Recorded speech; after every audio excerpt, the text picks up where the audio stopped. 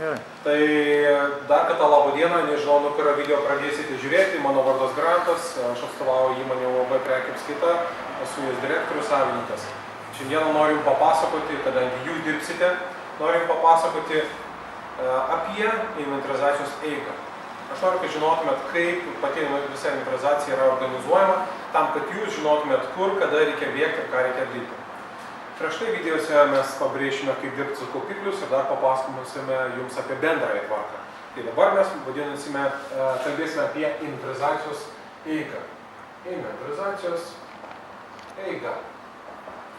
Pirmas dalykas, ką jūs turėtumėte žinoti, tai yra tam tikrus raktažodžius arba trumpinius, arba taip, kaip mes juos vadiname. Tai vienas iš tokių raktažodžių tai yra darbų dalinimas.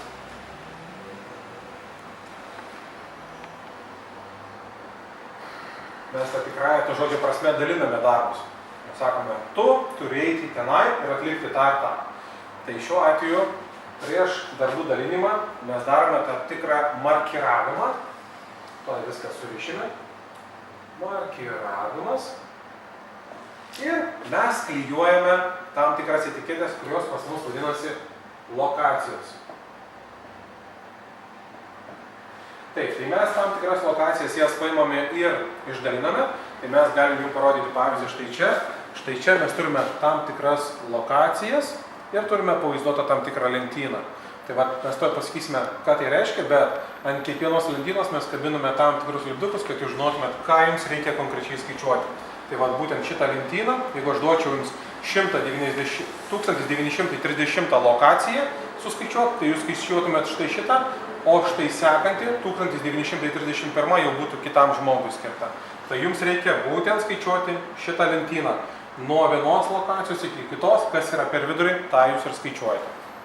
Tai vadinasi, mes jūs aiškinom, kas yra lokacija. Lokacija tai yra toksai apskritus numeriukas, pagal kurį jūs susirandate tam tikrą savo darbą, šiuo atveju 1930. Jūs susiradote savo lokaciją ir ją galite skaičiuoti. Markiravimas. Tai yra procesas, kurį atlieka inventorizacijos vadovas, bėgdamas po visą parduotuvę. Jeigu mes turime štai čia parduotuvę, čia turime įėjimą, jisai bėga tokiu principu, jisai kaip gyvatukas, apibėga aplink visą perimetrą ir jisai gali čia uždėti lokaciją 1, čia bus lokacija kokia 25, čia gali būti 43, čia 89, čia gali būti 101 ir čia galėtų būti, spėjame, 132. Tada tai vadinasi, mes pirmiausia apėjame visą perimetrą ir tada jisai jau eina banguoja tarp lentynų, kurios yra parduotuvėje. Ir banguodamas lygiai taip pat klijuoja tas pačius lipdukus. Ir tai vyksta maždaug tokiu pačiu principu, taip kaip aš jums dabar paišau, ir gali pasibaigti štai čia.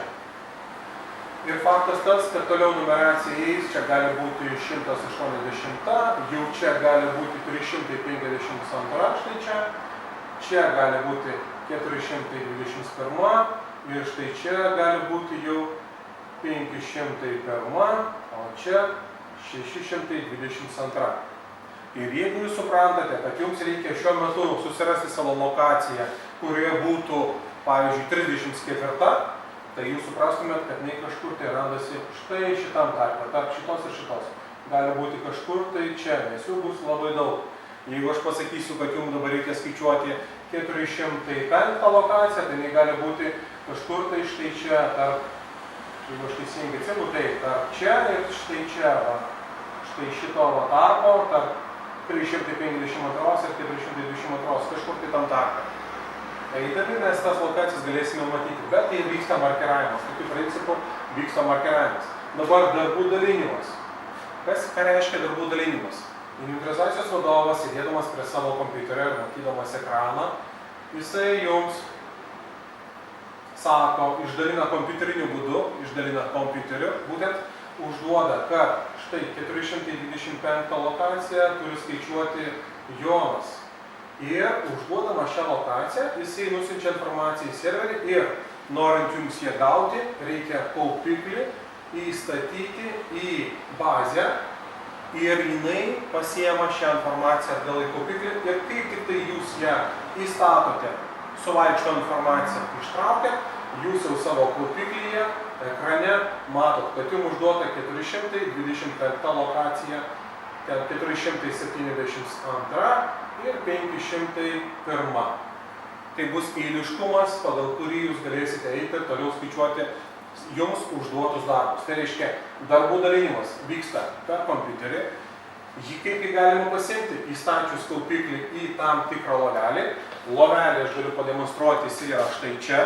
Kaupiklis, kurį jūs turėsite, yra štai čia. Ir tokiu principu įstačius, čia suvaikšto informacija. Ištraukius, jūs turite, kad jums yra užduoti darbai. Tokiu principu yra išdalinamas darbas. Markiravimas, kaip ir minėjau, vyksta parduotuvėje, einant perimetru, o po to banguojant jos viduje. Ir pati lokacija tai yra toks lipdukas, kuris yra užklijuojamas kiekvienoje naujoje lentynoje, kurią mes buvom pavaizdavę. Tokiu principu vyksta darbų dalinimas. Toliau, kaip jūs tik baigėt skaičiuoti pirmą lokaciją, sakykime 425 lokacijos pabaigėt skaičiuoti, jūs einate prie sekančios, tada baigėt sekančią lokaciją, einat prie sekančios, dar prie sekančios. Ir kaip tik pasibaigė jums visi darbai, jūs vėl grįžtate prie kompiuterio, kur sėdi jūsų vadovas ir jisai sako, pabaigiau. Gerai, jisai užduoda dar darbų ir jūs toliau einat skaičiuoti. Tol bus suskaičiuota visa šita parduotuvė. Į parduotuvę renkasi tiek žmonių, kiek reikia, kad ją suskaičiuotų per mano prieš tai minėtas valandas, tai reiškia nuo 22 iki 5 valandos. Įskaičiuojant ir pertraukas. Iki to laiko mes turime suskaičiuoti bet kurią parduotuvę. Suskaičiavę visą parduotuvę, pas mus baigėsi skaičiavimas, mes siunčiame rezultatą pas klientą ir darome patikrinimą. Tokiu principu vyksta visas šitas procesas, būtent skaičiavimo procesas. Aš manau, kad jūs jį supratote. Jeigu kažko nesupratot, prašom peržiūrėti dar kartą video, bet tai yra pagrindiniai dalykai, kuriuos jūs turite žinoti. Ir dar vienas dalykas, ką aš jums tikrai noriu pabrėžti ir ką jūs turėtumėte žinoti, tai yra pertrauka. Dabar pertrauka, jinai atitinka tą žodį, ką jis iš tikrųjų reiškia. Pertrauka kaupiklyje. Pertrauka kaupiklyje reiškia tada, kai jūs pabaigėte skaičiuoti ir nieko daugiau nebedarot, jūs paspaudžiat mygtuką pertrauką ir kaupiklis atostogauja, jisai ilsisi, jisai nieko nebeveikia, jisai nenaudoja resursų. Taip pat pertrauka yra naudojama, kai jūs įstatote kaupiklį į būtent vienvietę duomenų bazę, būtent štai šitą, ir tik tada jisai gali apsikeisti informaciją. Tai prieš statant čia mums būtinai reikia išeiti į pertrauką. Tai reiškia, kaupiklį reikia išleisti, paspausti mygtuką pertrauką. Tai ne tik, kad jums reikės išeiti pailsėti, bet ir pačiam kaupikliui reikia išeiti į pertrauką, kad jis galėtų toliau atsinaujinti ir gauti naujesnį informaciją. Tai šitą dalyką jums taip pat reikėtų žinoti. Ir kaip tik suskaičiuojamas visos lokacijos, yra pabaigiamas darbas. Tai aš manau, kad tai yra pagrindinė mūsų inventorizacijos eiga, kurios metu vykdomas markiravimas, darbų dalinimas, išdalinimas visos lokacijos ir darbų pabaiga. Ačiū labai.